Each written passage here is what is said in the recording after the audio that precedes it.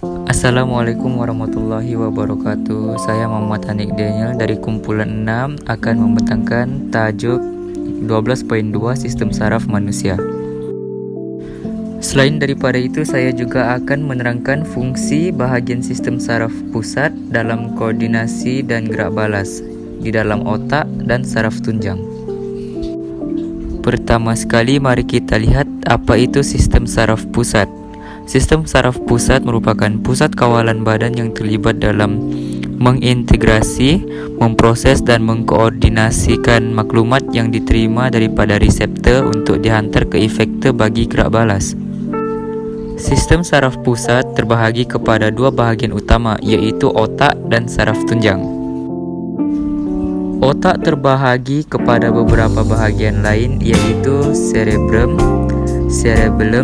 medulla oblongata, hipotalamus dengan kelenjar pituitari. So first saya akan terangkan tentang fungsi cerebrum.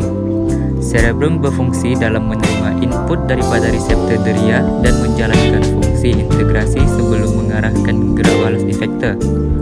Selain itu, cerebrum juga mengawal aktiviti mental deria dan tindakan terkawal. Contoh tindakan terkawal adalah seperti berfikir, belajar, menyimpan maklumat, mengingat, mendengar, dan melihat. Seterusnya ialah cerebellum. Cerebellum berfungsi dalam mengawal dan menyelaras pergerakan dan keseimbangan badan dengan mengkoordinasikan pengecutan otot, yaitu otot licin dan otot kardium. Next ialah kelenjar pituitari. Kelenjar pituitari ini pula berfungsi dalam merembeskan hormon yang mengawal atur aktiviti kelenjar endokrin lain dan juga mengawal atur proses fisiologi seperti tekanan osmosis darah dan pembiakan. Seterusnya ialah hipotalamus. Hipotalamus pula berfungsi dalam mengawal atur homeostasis dan merupakan pusat kawalan bagi mengesan suhu badan, tekanan darah dan keseimbangan air dalam badan, serta mengawal rembesan beberapa jenis hormon yang dirembeskan. Struktur otak yang terakhir pula ialah medulla oblongata dan fungsinya ialah dalam mengawal tindakan luar kawal dan tindakan refleks. Contoh bagi tindakan luar kawal adalah seperti denyutan jantung, peristalsis dan pernafasan. Manakala contoh bagi tindakan refleks pula adalah seperti proses menelan, bersin dan muntah. Next kita lihat pula saraf tunjang. Saraf tunjang ini terletak di tulus vertebra atau tulang belakang, di mana bahagian dalam saraf tunjang ini dia terdiri daripada jirim kelabu, manakala bahagian luar pula terdiri daripada jirim putih. Terdapat 31 pasang saraf spina di sepanjang saraf tunjang.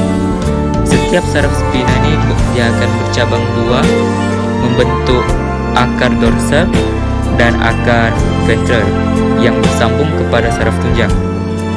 Fungsi bagi saraf tunjang adalah untuk mengawal tindakan refleks dan menghubungkan otak dengan sistem saraf periferi.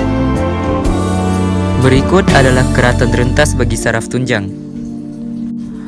Terdapat beberapa struktur di dalam saraf tunjang, termasuklah neuron deria, neuron geganti, akar dorsal, ganglion akar dorsal, saraf spina, jirim putih, jirim kelabu, akar ventral, dan neuron motor.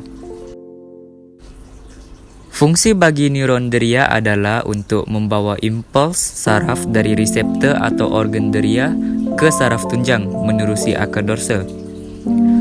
Fungsi bagi neuron geganti adalah untuk membawa impuls saraf dari neuron deria ke neuron motor.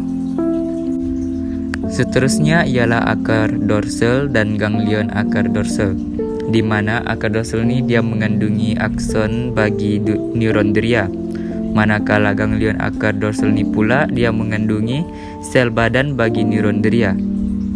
Next ialah saraf spina. Struktur bagi saraf spina ini dia bercabang dua, membentuk akar dorsal dan akar ventral. Seterusnya ialah jirim putih dan jirim kelabu, di mana jirim putih dia mengandungi akson yang bersalut mielin, manakala jirim kelabu pula mengandungi badan sel neuron. In addition, di dalam saraf tunjang juga terdapat akar ventral, di mana akar ventral ini dia mengandungi akson bagi neuron motor. Dan yang terakhir ialah neuron motor. Neuron motor ini dia berfungsi dalam membawa impuls saraf keluar dari saraf tunjang menerusi akar ventral ke efektor. And the last, kita lihat pula sistem saraf periferi. Sistem saraf periferi ini dia terdiri daripada saraf yang bercabang dari sistem saraf pusat seperti saraf kranium dan saraf spina, serta boleh juga dibahagikan lagi kepada sistem saraf autonomi dan sistem saraf soma. Apakah fungsi bagi sistem saraf periferi? Fungsi bagi sistem saraf periferi ini adalah untuk menghubungkan reseptor dan efektor yang sepadan dengan sistem saraf pusat. Apa pula sistem saraf autonomi dan sistem saraf soma nih? Kita lihat pula. Sistem saraf autonomi ini dia mengawal atur tindakan luar kawal seperti pengecutan otot licin dan otot kardium.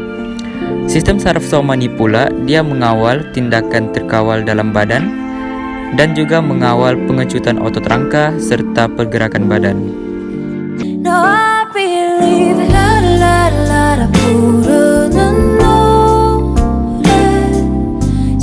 자꾸 찾아 헤매이